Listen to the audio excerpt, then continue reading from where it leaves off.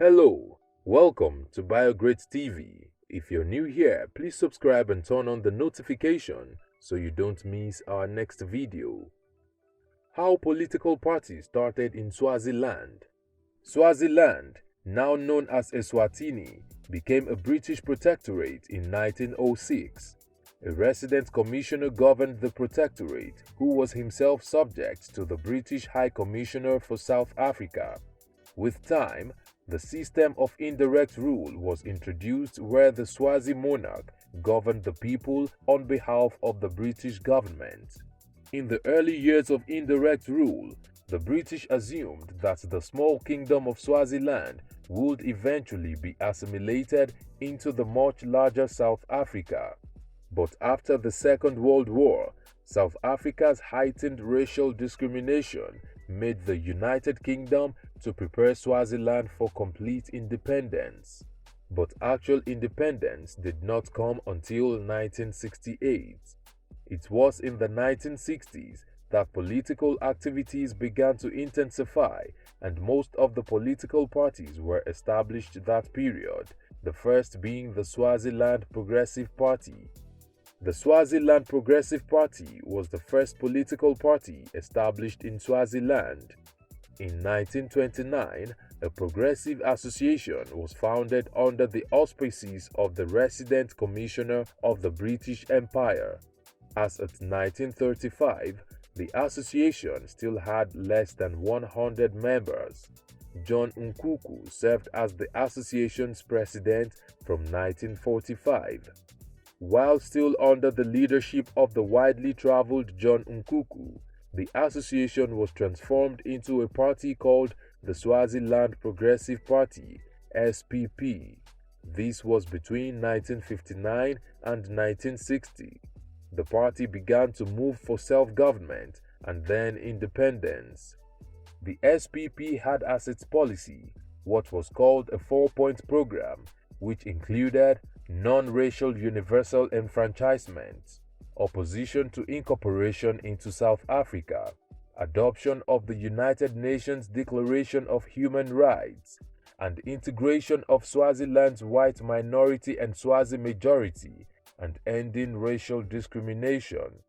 In 1962, Nquku was removed from his position as party president and replaced with Ambrose Zwane. After a number of appeals to the British government for democratic institutions to be included in the Swazi constitution, the SPP was granted permission to participate in the 1964 general election. However, the party was greatly outclassed in the first pre-independence Legislative Council elections held in 1964. It did not win a single seat in the parliament. In 1963, Ambrose Zwane, who replaced Nquku as leader of the SPP, broke away to form another political party. The Ngwane National Liberatory Congress (NNLC) was a breakaway faction of the SPP. It was founded on the 12th of April 1963. The new party was officially launched on the 24th of February 1963 with Dr. Ambrose Fishiya Zwane and Prince Dumisa as leaders. The party established strong relations with Ghana as a Pan-Africanist movement and sent its members there for political training at the Kwame Nkrumah Ideological Institute. In 1967, just before the elections, a clash of interest among members of the party led to a number of them decamping to other political parties. The NNLC, along with other political parties, were banned by the ruling monarch of Swaziland in 1973. The traditional Swazi leaders, under the leadership of King Sobhuza II, along with his inner council, founded the Imbokodvo National Movement, INM. The INM as a political group had the idea of preserving the traditional Swazi way of life. In the first Legislative Council elections, the Swazi were allowed to participate, which held in 1964. The INM won all 24 elective seats, leaving the three other parties that participated with no seats. The INM went on to solidify its political base and began to call for immediate independence of the Protectorate. In 1966, the British government proved responsive to their calls and agreed to discuss a new constitution. A constitutional committee set up agreed that Swaziland come under a constitutional monarchy.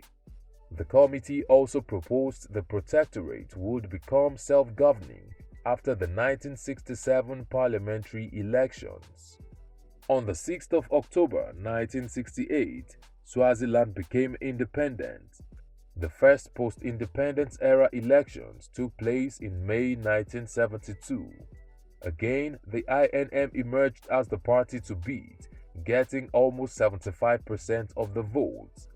The Ngwane National Liberatory Congress (NNLC) got a little over 20% of the vote, which gained the party 3 seats in parliament. On the 12th of April 1973, King Sobhuza II repealed the 1968 constitution and dissolved parliament.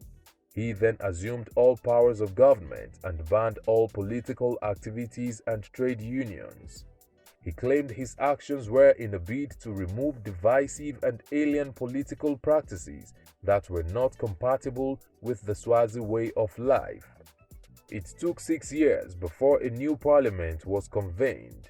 The parliament members were either directly appointed by the king or by indirect elections. King Sobhuza II died in August 1982. He had ruled for 83 years, making him the longest ruling monarch in history.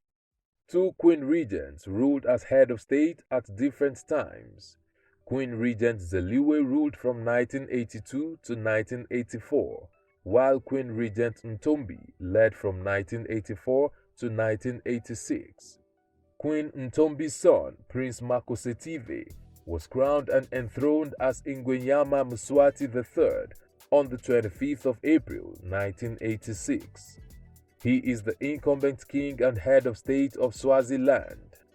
On the 19th of April 2018, during the 50th independence anniversary of the country, King Mswati III changed the name of the kingdom from Swaziland to Eswatini, meaning Land of the Swazis. What have we missed out of this history? Let's know in the comment section. Will it be ridiculous to subscribe to our channel?